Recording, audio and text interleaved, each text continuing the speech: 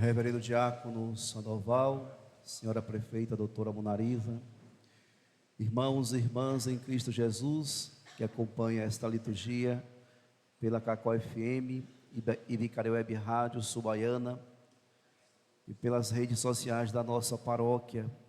Hoje celebramos o 16º domingo do tempo comum e a palavra de Deus vem ao nosso encontro e nos revela como Deus age ao longo da história. No livro do Gênesis, nos diz: naqueles dias, o Senhor apareceu a Abraão junto ao carvalho de Mamré, quando ele estava sentado à entrada de sua tenda, no maior calor do dia. Caríssimos irmãos e irmãs, isso nos revela que não existe um dia especial para Deus se revelar, para Deus manifestar o seu amor e vir ao encontro dos seus filhos, vir ao encontro daqueles que lhes são fiéis. Todos nós conhecemos a história de Abraão e Sara. Sara era uma mulher estéril e viviam essa dor. Eles já estavam numa idade avançada e não tinham ainda tido a graça de um filho, a ponto de uma certa ocasião, Sara pegar a sua escrava e oferecer ao seu esposo Abraão para que ele pudesse gerar um filho com a sua escrava. Mas Deus acompanha a história de todo mundo. Deus vê a alegria e ver também o sofrimento dos seus filhos.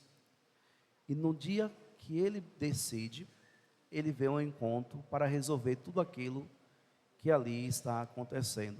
Então, num dia de sol, muito calor, sentado na tenda, Deus envia os seus mensageiros a Abraão, que ali estava, não desesperado, porque Abraão e Sara eram homens e mulheres de muita fé. Eles eram tementes a Deus, não vacilavam na sua fé, confiavam tudo ao Senhor. E por isso, então, eles esperavam o agir de Deus.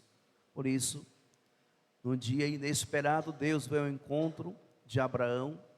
E aqui um outro ponto importantíssimo.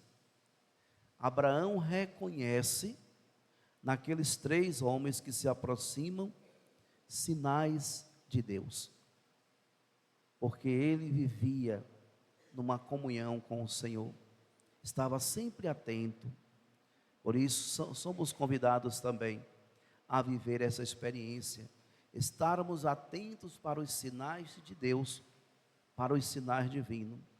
Abraão não perde a oportunidade ao reconhecê-los como os mensageiros de Deus e os acolhe. E aí, depois, se vocês quiserem tomar esse texto em casa, verão como se deu todo aquele acolhimento desses 3 que estavam ali e que traziam consigo, no seu silêncio, uma mensagem. No finalzinho, antes deles partirem, um deles disse: voltarei sem falta no ano que vem, por este tempo, e Sara, tua mulher, já terá um filho. E assim, amados irmãos e irmãs, o texto de hoje, na primeira leitura, nos mostra que Deus não tem dia e nem hora para vir em auxílio do seu povo. Agora o seu povo precisa viver confiante nele, acreditar que Deus não falha, que Deus não nega o seu amor e a sua misericórdia, que Ele vem em auxílio daqueles que o buscam e confiam nele. No tempo dele, na hora dele, Ele vem e age e tira o seu povo do sofrimento, da angústia, das realidades que para o mundo parecia uma desgraça, mas Deus sabe a hora de manifestar o seu amor e a sua misericórdia. Por outro lado, caríssimos irmãos e irmãs, encontramos no Evangelho, hoje, a história de Marta e Maria. Elas acolheram Jesus como hóspede, um bom hóspede, o hóspede que todos nós devemos acolher, no aconchego da nossa vida, do nosso coração e do nosso lar. Quem é o hóspede que nós devemos sempre acolher em nossa casa? Aquele que traz o bem, aquele que traz alegria, aquele que vem nos colocar sempre num caminho, o caminho de vida e vida feliz. Por isso, Marta e Maria, elas acolheram Jesus. No entanto, o texto hoje nos revela a atitude dessas duas mulheres. Maria colocou-se aos pés de Jesus para escutá-lo, enquanto Marta foi se ocupar com os afazeres. E ela estava trabalhando, preparando tudo, até chegar o momento de vir à sala e se aproximar do Senhor e dizer: Senhor, não te importas que minha irmã me deixe sozinha com todo o serviço? Manda que ela me venha ajudar. O Senhor, porém, lhe respondeu: Marta, Marta, tu te preocupas e andas agitada por muitas coisas, porém uma só coisa é necessária. Maria escolheu a melhor parte e esta não lhe será tirada. Amados irmãos e irmãs, quantas vezes também nós nos encontramos assim, preocupados e agitados por tantas coisas. No entanto, Jesus hoje nos mostra que Maria escolheu a melhor parte. Antes de estar preocupada com tantas coisas e afazeres, ela se colocou aos pés do Mestre para escutá-lo. De fato, caríssimos irmãos e irmãs, só o Mestre sabe ensinar o caminho que nós devemos seguir.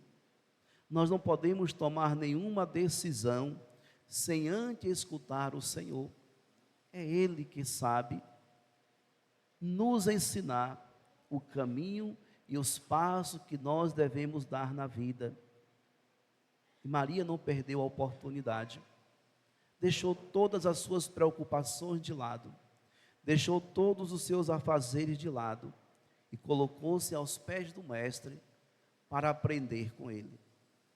Jesus aqui não está criticando Marta, Jesus aqui não está condenando a atitude de Marta, mas está dizendo: olha, na vida é preciso que nós tenhamos tempo para tudo e que nós possamos aproveitar e saber que na vida, em alguns momentos, precisamos estar aos pés do Mestre, porque só Ele tem a palavra para nos ensinar, nos instruir e nos motivar a continuar caminhando.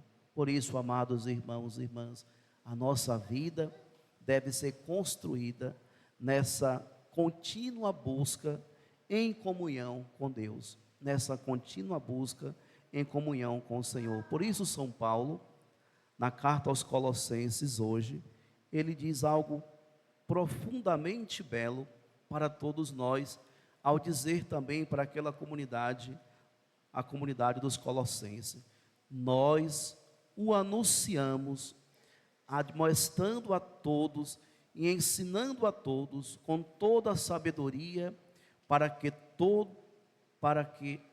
a todos tornar perfeitos em sua união com Cristo. Essa é a missão da igreja, essa é a missão de todos nós, procurar viver uma perfeita união com Cristo. E quando que nós nos tornamos perfeitamente unidos a Cristo, existem os caminhos: uma vida autêntica de oração, uma escuta atenta à palavra de Deus, mas sobretudo colocar essa palavra em prática. Não basta, caríssimos irmãos e irmãs, conhecer as Sagradas Escrituras, conhecer os ensinamentos de Cristo e não colocar em prática. Podemos conhecer, mas se não colocamos em prática, nós não estamos unidos a Cristo. O que nos torna unidos a Cristo é quando nós escutamos a sua palavra e a transformamos em vida. Aqui se dá a perfeita união com o Senhor.